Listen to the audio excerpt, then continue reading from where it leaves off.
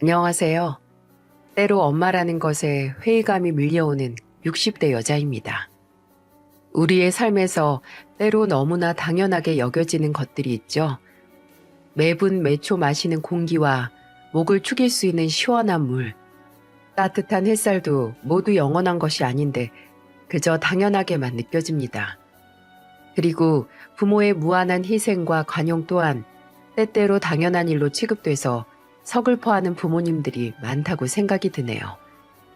물론 내 선택으로 인해 태어난 아이들은 마땅히 책임지고 사랑을 주어야 하는 건 100번 맞는 말이지만 사랑은 서로가 서로에게 마음을 주는 것이지 일방적으로 한 사람이 다른 사람을 위해서 희생하는 것은 아니라는 말처럼 일방적인 부모의 헌신과 용서는 종종 자식에게 독이 되는 법인 것 같습니다. 지금 기억을 더듬어 보면 참 아득하게만 느껴지긴 하는데 또 어떤 면에서는 마치 어제 일처럼 가슴이 두근거리기도 합니다. 저는 20대 초반 그 어린 나이에 고향을 떠나 서울로 와서 남편을 만났어요. 경상도에서 온 여자와 전라도에서 온 남자가 서울에서 만나 결혼을 하게 된 거죠. 남편은 능력이 대단하거나 재산이 많은 건 아니었지만 성실하고 다정하고 또 책임감 있는 사람이었어요. 저도 남편도 경제적인 여건이 여유롭지 않았음에도 결혼을 할 수 있었던 건 서로에 대한 무조건적인 믿음이 있었기에 정말 사람 하나 보고 할 수 있었죠. 이미 각오를 하긴 했지만 없는 형편에 시작하게 된 결혼 생활은 역시 녹록지 않았네요. 신혼집은 5층짜리 건물 반 지하로 사글세 단칸방이었고 남편은 하수도 시설 청소를 하며 생계를 유지했죠. 그나마 건물이 신축이고 관리가 잘 됐던 터라 살기에 많은 불편은 없었습니다. 그곳에서 저와 남편은 쌍둥이 딸과 막내 아들을 낳아서 저희 가족만의 소소한 행복을 꾸리며 살았죠. 하지만 그 작은 행복도 제게 사치였던 걸까요? 결혼 생활 6년 만에 위기가 찾아왔습니다. 남편이 같이 일하는 동료와 맨홀 청소 작업을 하다 가스 중독으로 저와 아이들을 떠나고 만 겁니다. 당시 사고는 저녁 뉴스에도 나올 정도였죠. 사고 연락을 받고 정신없이 달려간 병원에서 그날 아침만 하더라도 출근할 때 절 꼭 안아주던 남편이 싸늘한 시신으로 누워있는 모습을 봤어요. 남편은 절 여보 당신이라고 부르지 않고 꼭 제 이름을 불러줬습니다. 남편의 마지막 말도 제 등허리를 따뜻한 손으로 툭툭 치고 다정하게 제 이름을 부르며 시작을 했죠. 영희야, 오늘도 힘내자. 나도 우리 영희랑 애들 생각하고 힘내서 다녀올 테니까 올 때 영희 좋아하는 분식집에서 순대랑 떡볶이 사올까? 순대는 내장 많이, 맞지? 그리고 늘 그렇듯 현관문을 떠나며 제 손을 꼭 잡아주던 남편은 더 이상 그 두툼한 손으로 제 손을 마주 잡아 줄 수 없었습니다. 당장 세상이 무너진 거나 다름이 없었는데 제게는 슬퍼할 여유조차 허락되지 않았어요. 당장 남편의 세상을 떠나고 단칸방에서 어린 자식 셋을 홀로 키워야 한다니 시댁도 친정도 고향에서 근근히 농사를 하시며 하루 벌어 하루 사는 분들이기에 어디에 기댈 곳 하나 없었습니다. 숨이 제대로 쉬어지지도 않았네요. 제가 정말 어떤 생각까지 했냐면 지금 생각해보면 참 그랬던 제가 원망스럽기까지 했는데 아이들을 고아원에 맡기려는 생각까지 했어요.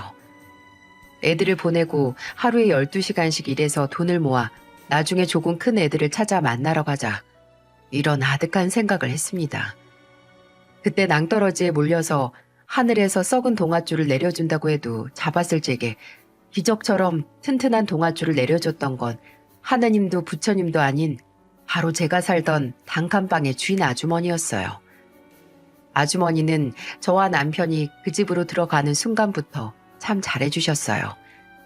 주인 아주머니는 건물 제일 꼭대기인 5층에서 살고 계셨는데 명절이면 떡이나 과일, 고기 같은 걸 가져와서 먹으라고 주시고 또 제가 임신했을 때는 잘 먹어야 한다고 사골뼈를 사다 주셨습니다. 아이들이 태어났을 때는 내복 사입히라고 가만히 오셔서 돈이 담긴 봉투를 제 옆구리에 꽂아주셨고요. 제가 딸들을 낳고 몸이 많이 상해서 꽤 오래 고생을 했는데 그때 찾아와 남편이 출근하고 누워있을 수밖에 없는 대신에 딸들을 봐주신 게 바로 아주머니셨어요. 나중에는 정말 언니 동생처럼 친해져서 애기 엄마 새댁이 아니라 저를 영희야 하고 부르실 정도였죠. 아주머니 또한 오래전 남편을 지병으로 떠나보내고 아들 둘과 사셨던 분이라 제게 동변상련의 기분을 느끼신 걸까요? 남편의 장례식 며칠 후에 저를 본인 집으로 부르셔서 앉혀두고 가만히 물으시더라고요. 3일 내내 집에서도 안 나왔지? 애들은 잘 있어? 걔네들이 뭘 알겠어요. 그냥 아빠가 어디 간 줄만 알고 있어요. 아휴, 앞으로 어떻게 할 생각이야. 영희 네 심정 잘 알지만 애들을 생각해서라도 당장 뭐든 시작해서 돈을 벌어야지. 모르겠어요. 일을 한다고 해도 희연이랑 서연이는 어린이집에 보내면 된다지만 주민이는 어디 맡길 곳이 없잖아요. 아예 고아원에 보내고 돈 벌면. 영희야, 너 제정신이야? 고아원? 너 먼저 간 남편한테 미안하지도 않니? 아무리 당장 살 날이 막막하다고 해도 어떻게 새끼를 떼어놓을 생각을 해? 네가 진짜 엄마 맞아? 그럼 어떻게 해요? 애 셋을 보면서 어떻게 밖에서 돈까지 버냐고요. 애들도 하루 종일 나가서 돈 버느라 얼굴도 못 보는 엄마랑 사느니 그냥 고아원에 있는 게 더 나을지도 모르죠. 모르는 소리 하지 말어. 해차방 같은 부모만 아니면 어딜 가든 부모 품보다 좋은 곳이 없어. 당장 어떻게든 악착같이 네 남편이 남기고 간 애들이랑 살 궁리를 해야지. 네가 막막하다고 떼어놓고 돈 벌 생각만 하고 있었니? 힘들겠지. 힘들 거야. 나도 너보다 형편은 넉넉했을지 몰라도 여자 혼자 애 키우는 게 얼마나 힘든지 뼈가 저릴 정도로 잘 알아. 그래도 그건 아니다. 너 나중에 찾아갈 생각하나 본데 지들 버리고 간 엄마가 늦게 찾아온다고 애들이 두 팔 벌리고 환영해 줄 줄 알아? 애들이 뭐 바보야? 그럼 저더러 대체 어떻게 살라고요? 얼굴을 두 손에 묶고 오열하는 제 어깨를 잡은 아주머니는 사뭇 진지한 어조로 말했습니다. 어디 갈 생각하지 말고 앞으로도 여기서 살아. 사람 거죽 쓰고 어떻게 너한테 내가 방세를 받겠니? 나중에 애들이 다 커서 제목하기 전까지는 너한테 일체 방세 안 받을 테니까 계속 여기서 살면서 일해. 일하면서 애들이랑 살아. 그리고 밥 벌어먹을 길이 막막하면 우리 집에서 일하고 월급 내가 따박따박 챙겨줄게. 우리 아들들을 봐주든 살림을 해주든 아니면 내 말동무를 해주든 네가 할 일 넘치게 있으니까 여기서 있어. 어? 아주머니, 제가 대체 뭐라고 이렇게까지 해주세요. 힘들다고 새끼 버릴 생각도 하는 사람한테 왜 그렇게까지 해주시냐고요. 지금은 사람들 월세 받아 먹으면서 아쉬울 것 없이 살지만 나라고 너처럼 어려울 때 없는 줄 아니? 아니, 딱 내가 너만큼 힘들었어. 어려서 부모님 돌아가시고 서울 한복판에 혼자 덩그러니 남았을 때 누구 하나 나 도와주는 사람 없어서 이 악물고 독하게 살았다. 살면 살수록 남들 눈치 보고 불안해지고 비굴해지고 그때 내가 한 생각이 그거야. 나처럼 기댈 곳 하나 없는 사람한테 조금이라도 살 수 있는 힘이 되자. 영희야, 우리 당당하게 살자. 자식한테 떠난 남편한테 부끄러울 것 없이 당당하게 살자고. 어? 아직도 기억이 납니다. 고상하고 세련된 아주머니는 그 당시에도 늘 같은 향수를 뿌리셨는데요. 나중에는 그 향수를 안 뿌려도 살에서 그 향수 냄새가 날 정도였어요. 그 향이 아주머니의 포근한 살냄새와 어우러져서 참 따뜻한 냄새가 났었는데 그날 아주머니 품에 안겨서 서럽게 울면서 그 냄새를 맡았던 기억이 말이죠. 아주머니는 길을 잃은 저를 가정부로, 아니 가족으로 받아들여 주셨습니다. 형식상 저는 고용된 가정부였지만 일반적인 가정부는 아니었어요. 아침에 아주머니가 있는 5층 집에 올라가서 아주머니 아들들이 먹을 아침 준비를 하고 아주머니와 수다를 좀 떨다가 아주머니는 제 아들을 봐주시고 저는 청소를 좀 하다가 나중에 둘이서 나란히 앉아서 빨래를 개키는 그저 일적인 게 아니라 일상적인 일을 하게 된 거죠. 세상에 본인 자식들을 고용주 집에 데리고 와서 같이 있는 가정부가 어디 있으며 가정부가 일하는 사이 가정부의 애들을 봐주는 고용주가 어디 있나요? 찬우가 애들 데리고 와서 이거 먹어. 김밥 싸놨어. 잠시만요, 이모. 서연이한테 책 마저 읽어주고요. 오빠, 나랑도 놀아줘. 왜 서연이하고만 놀아? 희연이도 이리 와 앉아서 이거 보자. 이거 무지 재밌다? 아주머니의 둘째 아들은 저희 딸들과 나이 차이가 많이 나지 않아서 늘 학교 끝나고 집에 오면 딸들과 놀아줬습니다. 그때 첫째가 중학생, 둘째가 초등학생이었는데 아들들도 저를 이모 하면서 따라서 남의 집에서 일하는 게 아니라 친척 집에 놀러간 기분이었어요. 둘째는 저희 딸들과 나이 차이가 많이 나지 않아서 학교 끝나고 집에 오면 늘 오빠를 기다리던 딸들과 놀아줬었죠. 심지어 저희 애들이 막 초등학교에 입학을 하면서 살만하던 단칸방이 좁아지니 1층에 비어있는 방 2개짜리 집을 선뜻 내어주시기까지 했습니다. 저와 제 아이들이 아주머니 가족 덕분에 새 삶을 살게 됐다고 해도 과언이 아닐 정도로 저는 아주머니에게 구원을 받은 거였어요. 정말 아주머니께서 하늘에서 제게 내려준 천사였을까요? 저희 가족의 구원자나 다름없는 아주머니는 제 딸들이 대학에 들어갈 나이가 됐을 때 세상을 떠나셨습니다. 원래 고혈압, 고지혈증이 있으셨는데 집에서 심장마비로 돌아가셨어요. 정말 부모가 떠난 것처럼 울었습니다. 장례는 아주머니 아들들과 제가 지냈고 아주머니 집 물건들 정리도 다 제가 했어요. 불이 꺼진 등대를 바라보는 돛담배처럼 정신적인 지주였던 아주머니가 제 곁을 떠나자 저는 다시 길을 잃은 것 같았습니다. 그런 제 곁에 다시 불을 켜준 건 바로 아주머니 첫째 아들이었어요. 그 당시 30대로 일반 회사에 다니던 첫째 아들은 본업이 따로 있는 동생과 본인이 건물 관리를 할 수 없으니 건물을 내놓기로 했다며 제게 넉넉한 전세 보증금을 주며 말했어요. 이모, 저희가 이 돈을 드린다고 해서 이제 이모랑 남남처럼 지낸다는 거 아니에요. 어머니가 돌아가셨으니 이제 이모가 할 일은 다 끝나셨고 서연이랑 희연이, 주민이도 다 컸잖아요. 이제 이모 인생 사셔야죠. 이건 그동안 저희 어머니와 함께 저랑 찬욱이 잘 키워주셔서 감사하다는 감사의 표시이기도 하고 또 그동안 정말 고생하셨다는 퇴직금이기도 해요. 어머니께서 가시기 전에 이모하고 애들하고 멀어져서 살지 말라고 가족은 너무 멀리 떨어져서 사는 거 아니라고 하셨어요. 저도 찬욱이도 언제나 이모 가족이나 다름없으니까 새 출발하신다고 해도 무서워하실 거 없어요. 저희가 늘 곁에 있을 테니까요.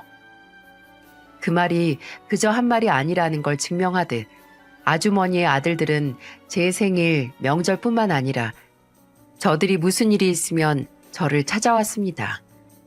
결혼할 아가씨들이 생기면 데려와서 제게 인사를 시켰고 늘 저를 이렇게 소개했어요. 어머니나 다름없는 우리 이모셔. 돌아가신 어머니하고는 둘도 없는 영혼의 동반자였지. 저들 어머니의 말씀처럼 늘 저를 잊지 않아주는 아들들의 응원을 받으며 저는 다시 한번 새로 시작했습니다. 소중히 받은 퇴직금이자 전세 보증금으로 서울의 애들과 살만한 집을 얻었어요. 아주머니 가족에게 구원받은 제 남은 인생을 영원히 행복하게 살려고 했습니다. 하지만 정신적인 지주 없이 홀로 서는 건 그리 쉬운 일이 아니더라고요. 하물며 하늘이 저를 돕지 않는데 말이죠. 몇 년 전부터 당뇨 증상이 있던 저는 딸들이 대학을 졸업하고 아들이 고등학교 졸업하고 기술을 배우고 있을 때 합병증으로 왼쪽 다리를 절단하는 수술을 받았습니다. 병원에서 당뇨로 인한 족부 궤양으로 괴사가 심해져 다른 합병증을 일으키기 전에 절단 수술을 해야 한다고 했을 때 남편과 아주머니가 세상을 떠났을 때처럼 좌절했습니다. 경골 횡절단으로 발목뼈에서부터 무릎뼈에 좀 더 가까운 부위를 떼어내는 수술 후에 저는 다시 길을 잃는 것 같았습니다. 앞으로 이제 인생의 절반이 조금 넘게 살아온 것 같은데 앞으로 어찌 살라고 이런 일이 일어나나 했어요. 왜 큰 대가를 치른다고 할 때 팔다리를 내어준다고 하잖아요. 저는 어떤 대가를 위해 다리 하나를 잃나 싶어서 그렇게 서러워지더군요. 주마등이 스쳐가듯 제가 두 다리로 살아온 흔적을 가만히 더듬는데 그 대가가 저희 애들을 위한 희생이라고 생각한다면 고난과 역경에 다리 한쪽을 기꺼이 내어줄 수도 있다는 생각이 들더라고요. 첫째는 대학에 들어가 호텔 경영학과를 나와 우리나라에서 유명한 호텔의 호텔리어로 취직을 했고, 둘째는 어렸을 때부터 꿈인 군인이 된다는 목표를 이루어 군대에 들어갔고, 아들은 고등학교 졸업 후에 일찍 기술을 배워서 전기 기술자가 돼서 일하는 모습을 보니 말이죠. 이런 새 아이들의 세상을 만든 게 다 내가 이 두 다리로 기회를 줬기에 가능했다고 생각하니 서럽고 복잡했던 마음이 조금은 편해지더라고요. 그리고 수술 후 행여 엄마가 혼자 살다 무슨 일 날까 독립도 못하고 늘 제 곁을 지키는 둘째 딸과 엄마가 잘 때 수술 부위를 매만지며 울던 큰딸, 그리고 언제 이렇게 컸는지 힘든 내색 하나 없이 엄마를 번쩍번쩍 들어서 휠체어에 태우는 아들을 보면서 잃은 다리보다 얻은 게 더 많다고 자부했어요. 하지만 그렇게 애써 마음먹은 것도 흔들리는 사건이 일어나고야 말았습니다. 그 지진과도 같은 사건은 큰딸이 결혼을 한다고 하면서부터 시작이 됐죠. 아버님이 운영하시는 광고회사에 다니는 사람이에요. 어머님은 취미로 카페를 하시고요. 저번에 갔었는데 엄청 커요. 2층짜리 카페야. 근데 이렇게 갑자기 결혼을 한다고? 엄마는 너 연애하는지도 몰랐다. 얼마나 만났는데? 아, 그렇게 오래된 건 아니에요. 1년 반 정도? 얘는 그게 오래 만난 게 아니야? 어떻게 1년 넘게 만난 남자가 있는데 엄마한테 말도 없고 소개시켜주지도 않아. 에이, 이제 말하잖아요. 그리고 그 전까지는 나도 결혼에 대한 확신이 없었어요. 말했는데 확 파혼해버리면 우리 엄마 속상해서 어떡해. 사려 깊은 딸이 삼고초려했다고 해주세요. 어려서부터 마지보다는 막내딸 같은 애였습니다. 질투도 많고 욕심도 많아서 손해는 절대 안 보는 야무진 성격이기도 했고요. 쌍둥이인 둘째와는 일란성이긴 했어도 어쩜 쌍둥이인데 저렇게 달라? 할 정도로 성격이 극과 극이었어요. 첫째는 늘 지면 안 되고 손해보면 안 돼서 맛있는 반찬도 꼭 지 앞에 있어야 해서 식탁 앞에서 썽을 내면 그런 언니 눈치 보면서 자란 둘째는 조용히 지 언니 앞으로 고기 반찬을 쓱 밀어주곤 했어요. 그리고 쌍둥이라서 생일이 같잖아요.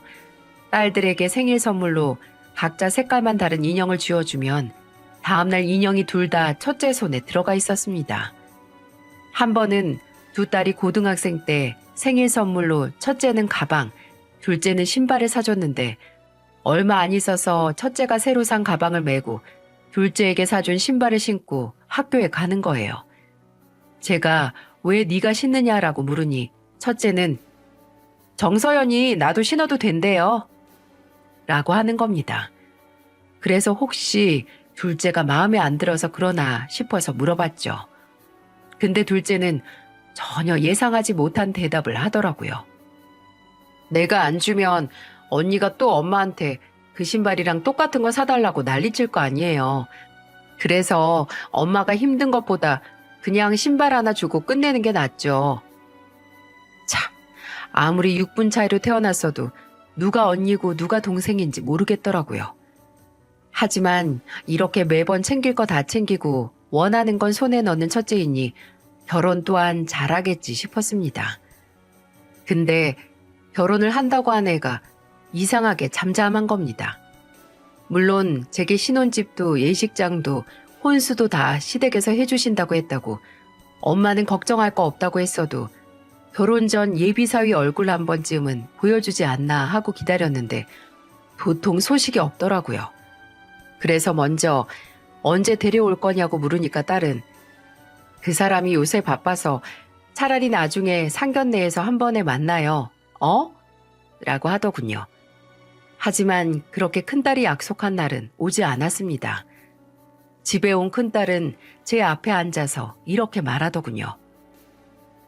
엄마, 이거 진짜 오해하지 말고 들어요. 나 정말 엄마 사랑하고 단 한순간도 엄마 딸이라서 부끄러운 적 없었어요. 아니, 뭔데 갑자기 그런 말을 해, 무섭게. 이거 제 결혼 선물이라고 생각하고 들어줘요. 어? 엄마, 내 결혼식에 혼주석 비워줄 수 있어요? 이게 대체 무슨 말인가요? 혼주석을 비워달라니. 그 자리에 앉는 건 저인데 그럼 저더러 본인 결혼식에 오지 말라는 거잖아요. 저는 순간 멍해진 정신을 바로잡고 되물었습니다. 아니, 그게 무슨 소리야? 지금 너 엄마한테 네 결혼식에 오지 말라는 그런 부탁을 하는 거니? 요새 결혼 전에 상대방 건강검진 내역서는 물론이고 집안 병력까지 탈탈 털어서 오픈하는 세상이에요.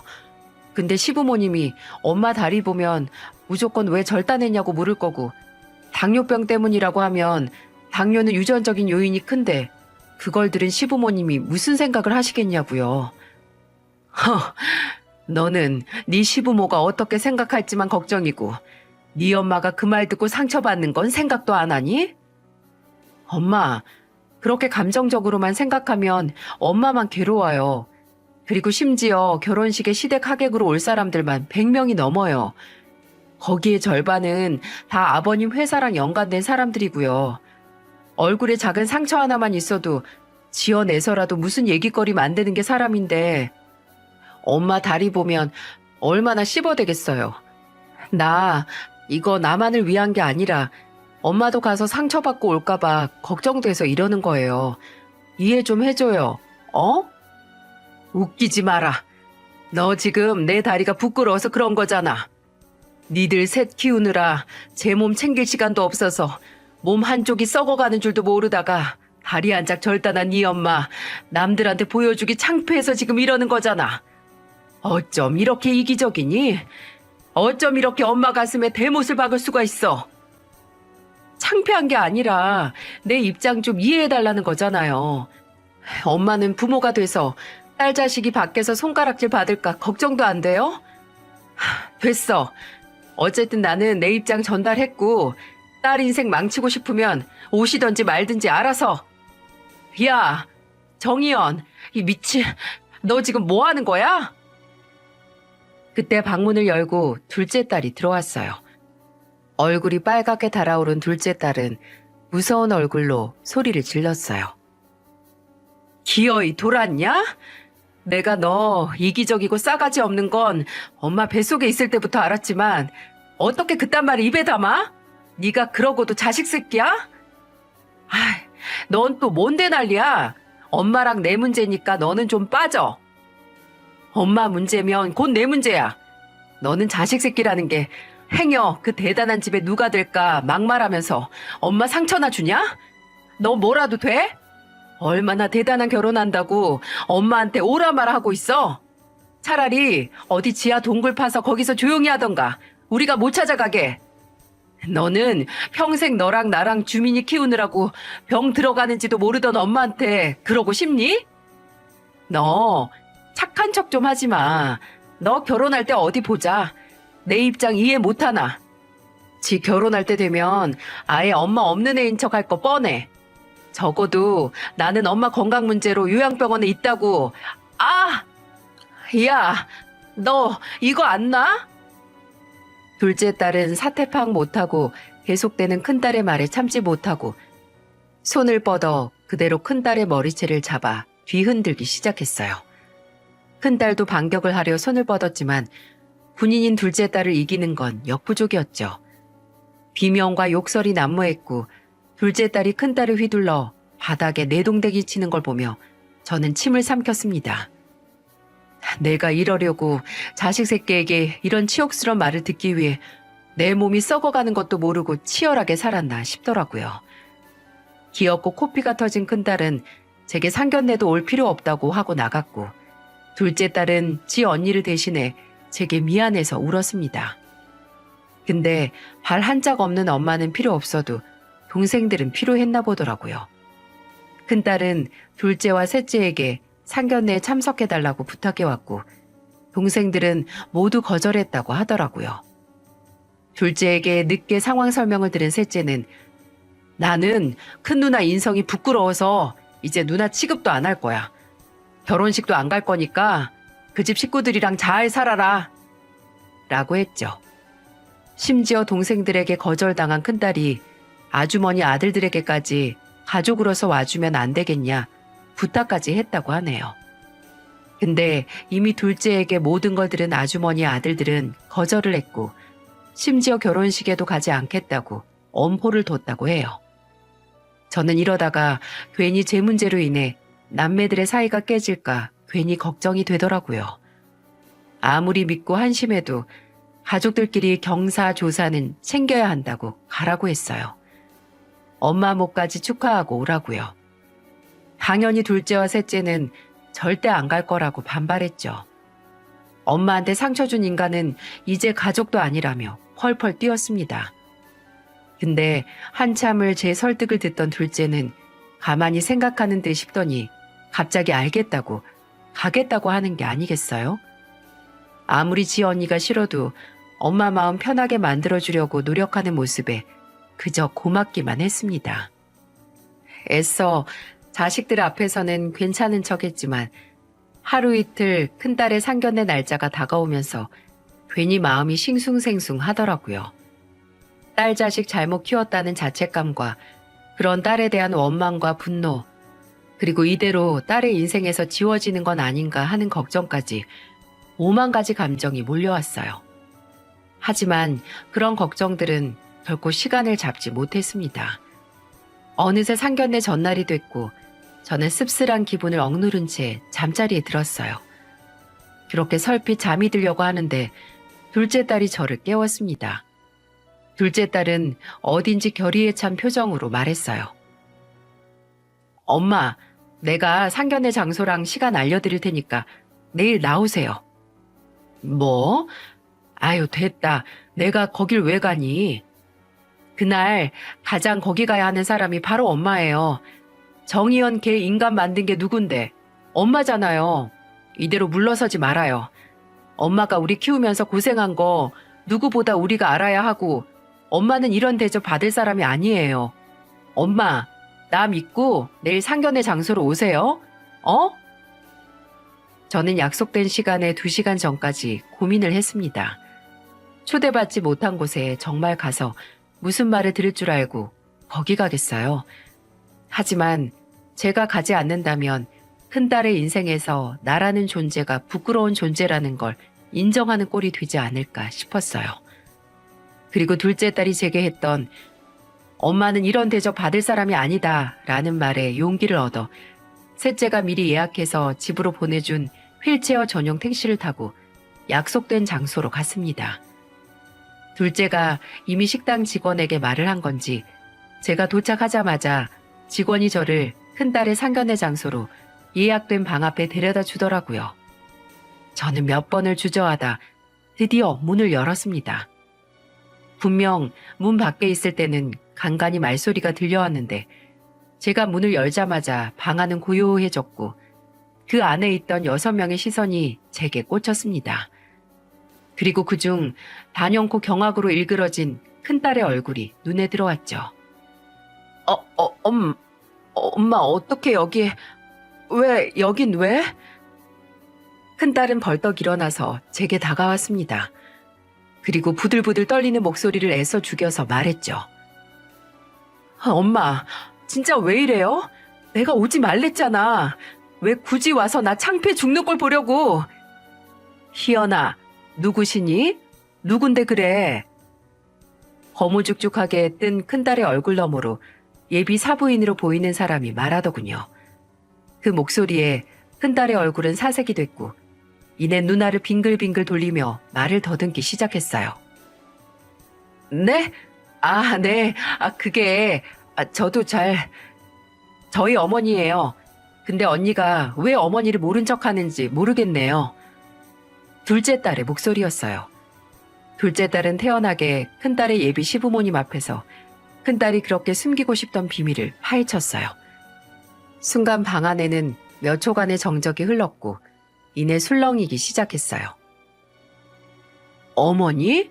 요양병원에서 아예 거동이 안 되고 상태가 나빠서 이동은 무리라고 하지 않았니? 그래서 결혼식에도 못 오신다고. 네? 맞아요. 그랬죠. 근데 어머니가 놀래켜 주시려고 오셨나? 엄마, 연락 좀 하고 오시지 그랬어요. 혹시 저희 언니가 어머니 어디가 안 좋아서 병원에 입원했다고 했나요? 이상하다. 저희 어머니는 몇 년 전에 수술 후에 단 한 번도 병원에 입원하신 적이 없는데요. 그럼 왜 이 자리에 모시질 않은 거야? 야, 준호야. 너도 사부인이 병원에 입원하셔서 못 만났다고 하지 않았니? 너도 알고 있었어? 아니요. 아버지 저도 희연아, 요양병원에 입원하셨던 거 아니야? 그러니까. 언니, 설마 엄마 다리 때문에 그런 거야? 설마 우리 새남매 키우느라 다리가 괴사되는지도 모르고 산 엄마가 절단 수술했다는 게 창피해서 엄마 존재를 숨겼던 거 아니지? 그치? 큰딸은 벼랑 끝에 서 있었어요. 다 알면서 큰딸을 궁지에 몰기 위해 답이 정해진 질문을 하는 둘째 딸과 그리고 그런 둘째 딸의 말을 듣고 큰딸에게 해명을 요구하며 가만히 바라보는 예비 사돈네의 시선에 말이죠. 저는 보았습니다. 뒤돌아 있는 큰딸 목덜미에 흐르는 차디찬 식은땀을 말입니다. 그때 예비 사부인이 차분히 입을 열었어요. 희연아, 너 여기서 똑바로 말해. 네 어머니를 여기 부르지 않은 이유가 뭔지. 왜 요양병원에 장기간 입원 중이라서 여기도 결혼식 당일도 못 오신다고 했는지 말하라고. 너 잘 생각해라. 지금 네가 하는 대답으로 널 우리 가족으로 받아들일지 말지 결정 내릴 수도 있으니까. 예비 사부인의 통보와도 같은 말에 큰딸은 말아진 주먹을 덜덜덜 떨었습니다. 그리고 큰딸 입에서 나온 변명은 처음으로 제게 큰딸의 부모라는 게 부끄러워질 만한 내용이었어요. 어머님, 아버님이 저희 어머니를 보시면 다리를 절단하기 전까지 몸이 어떻게 되는지도 모르고 고생하면서 살았을 거라고 생각하시고 저를 불쌍한 집안 취급하실까봐 그게 너무 무서웠어요. 그리고 당뇨인 저희 어머니 유전자를 저도 받아서 나중에 아이 낳을 때 이 문제로 뭐라 하실까 무서웠고요. 통탄스러운 변명이었습니다.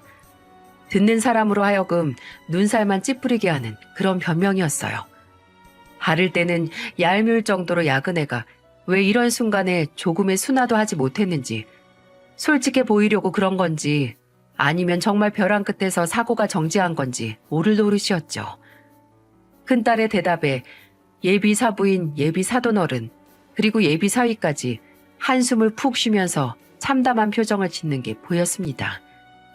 이내 예비 사부인이 의자에 걸쳐져 있던 가방을 챙기며 말했어요. 잘 알았다. 네가 네 어머니뿐만 아니라 우리 집안도 욕을 먹이는구나. 네? 아니요, 아버님. 저는 절대 그런... 되도 않는 변명 마라. 네가 애초에 우리 집안을 건강 문제로 사람 판단하는 막대 먹은 집안이라고 생각 안 했으면 이런 일도 없었겠지. 자식들 키우면서 다리 하나 잃는 게 어떻게 부끄러울 일이야. 축복받고 존경받을 일이지. 근데 너는 나나 내 가족이 그걸 무시할 거라고 생각한 거 아니야. 지 부모한테도 저러는데 시부모한테는 어떨까? 맞는 소리지. 우리가 더 늙고 아프면 아예 고려장까지 할래야 널 며느리로 못 받아들이겠다. 너처럼 속물적이고 경우 없는 애 집안에 들였다가 무슨 일이 일어날 줄 알고. 아무리 자식이 좋다고 해도 아닌 건 아니다. 이 결혼 없던 걸로 하자. 여보, 일어나요. 어머님, 아버님, 잠시만요. 큰딸의 외침에도 뒤도 돌아보지 않고 빠르게 떠나는 예비 사부인은 떠나기 전 이 모든 일을 계획한 둘째 딸에게 감사 인사를 했고, 그런 예비 사부인을 따라 예비 사돈어른, 심지어 예비 사위까지 나가더라고요. 큰딸은 나가는 예비 사위의 손을 애절하게 붙잡았지만 예비 사위는 그 손을 툭 떼어내고 방을 나갔습니다. 다리가 후들거리던 큰딸은 그 자리에 주저앉아 울었고, 둘째 딸과 아들이 저 대신 해줬던 복수로 인해 큰딸은 끝내 파혼 통보를 받게 됐습니다. 큰딸과 둘째 딸은 내일이 없는 것처럼 싸웠어요. 네가 감히 내 인생을 망쳐? 준호 씨 내 연락도 안 받아. 하원하자고 하고 한 번도 전화를 안 받는단 말이야. 똑똑하네. 그 남자도 지 인생 구해야지. 괜히 모르다가 너 같은 것 때문에 신세 망칠 수도 없잖아. 이 커다란 사건으로 인해 큰딸이 잃은 건 예비 사위뿐만이 아니었어요. 저도 둘째 딸도 아들도 큰딸과의 연을 끊어버렸어요. 큰딸은 본인 인생에 도움되는 가족이 하나 없다고 차라리 얼굴을 안 보고 사는 게 낫겠다며 연락을 끊어버렸고, 벌써 2년이 흘렀습니다. 제가 이 사연을 보내게 된 결정적인 이유가 있었죠. 몇 달 전 그렇게 가족을 등지고 떠난 큰딸이 찾아왔었어요. 처음에는 못 알아보겠더라고요. 몸집이 거의 그 전에 2배로 불어 있는 게 아니겠어요? 제가 열린 현관문 앞에서 놀라 가만히 보고 있었더니 머쓱한 얼굴로 그러더군요. 나 살 많이 쪘죠? 일 그만두고 거의 1년 동안 그냥 집에서만 지냈더니. 엄마 잘 지내셨어요? 몸은 좀 어떠세요? 약은 잘 챙겨 드시고요? 뭐야, 왜 왔니? 여기 너 환영할 사람 하나도 없는데 무슨 정신머리로 네가 여길 기어들어와? 엄마, 잠깐 내 얘기 좀 들어줘요. 하물며 걔도 귀소 본능으로 집을 찾아오는데 나도 엄마 계신 집에 좀 와야죠. 아이고, 왜? 도움도 안 되는 가족은 필요 없다며. 됐다, 일 없어. 제가 문을 닫으려고 하자 큰딸은 두꺼워진 팔을 들이밀어서 닫히는 문을 저지했습니다. 그리고 정말 처량한 얼굴로 무릎을 꿇으며 제게 빌었어요. 제발 얘기만 들어달라고 말이죠. 제 허락을 받고 집에 들어온 큰딸은 머뭇거리면서 이야기를 시작했습니다. 나 파혼하고 그 사람한테 매달리다가 경찰서도 갔다 왔었어요. 그러다 1년 전에 일 그만두고 쉬는데 그동안 가족들 생각이 너무 나더라고요. 아무리 그래도 남는 건 가족인데 내가 너무 막대한 건 아닌가 하고. 근데 만날 수 없으니까 쌓이는 스트레스 다 먹는 걸로 풀었죠. 그래서 이 꼴 됐는데 엄마, 나 받아주면 안 돼요? 이제 와서? 일 없다. 이제야 서럽고 아쉬워서 기어들어 너한테 내가 뭐하러 그런 짓을 하니? 나이값 좀 해라, 어? 엄마, 나 정말 빨리 오고 싶었는데 사실 이거 엄마한테 보여드리려고. 큰딸이 가방에서 꺼내 제게 내민 건 다름 아닌 요양보호사 자격증이었어요. 저는 어리둥절한 표정으로 물었어요. 이걸 왜 나한테 보여주니? 엄마한테 믿음 주려고요. 엄마가 지금보다 더 늙고 힘이 없어지면 제가 엄마 곁에서 모시면서 제가 그동안 한 잘못 사죄하고 엄마가 지금까지 저 키우느라 고생하셨던 거 갚아드릴게요. 물론 이런 거 없어도 저는 엄마를 모실 거지만 당장 말로만 하면 엄마가 절대 안 믿으실 것 같아서 반년 동안 학원 다니고 시험 봐서 합격한 거예요. 이거 보면 엄마가 제 마음 조금이라도 더 알아주시지 않을까 해서요. 엄마, 저 정말 반성하고 있어요. 제가 제 행복에만 눈이 멀어서 정작 그동안 나를 행복하게 해준 가족들을 무시했어. 지금 내가 무슨 말을 해도 엄마가 믿지 못하실 거라는 거 너무 잘 알아요.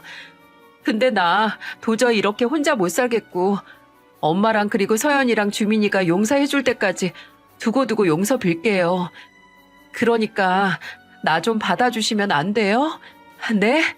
엄마. 가족과 절연을 한 2년 동안 많이 망가지고 너무나 외로웠다는 큰딸. 원래 당연하게 곁에 있는 건 옆에 있을 때는 그 소중함을 알 수 없는 거죠. 소중한 걸 잃었을 때야 그 가치를 알게 된 큰딸에게 말했습니다. 너는 모를 거다. 한평생 죽음도 각오하고 키운 자식이 내 희생의 흔적이 부끄럽다고 없는 사람 취급할 때 그 참담함을. 이거 금방 아물 상처 아니야. 아물어도 흉터는 남을 거고 고작 이런 자격증 하나? 죄송하다는 말로 풀릴 일이 아니다 이거야. 부모는 뭐 사람도 아니니? 부모는 자식이 죄송하다고 말만 하면 받아들여줘야 돼? 나는 모르겠다. 아직까지는 너 보면서 웃을 자신도 없고 예전처럼 생각할 자신도 없어. 그렇게 그날은 큰딸을 돌려보냈습니다. 제게 이 말을 들은 둘째와 셋째도 절대 받아들여주지 말라고 신신당부를 하더군요.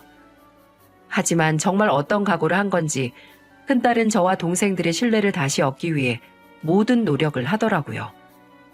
주말에 장을 봐와서 제 집 냉장고를 채워준다거나 와서 청소를 해놓기도 했고요. 저는 그때마다 큰딸이 제게 그랬듯 큰딸을 없는 취급했고요.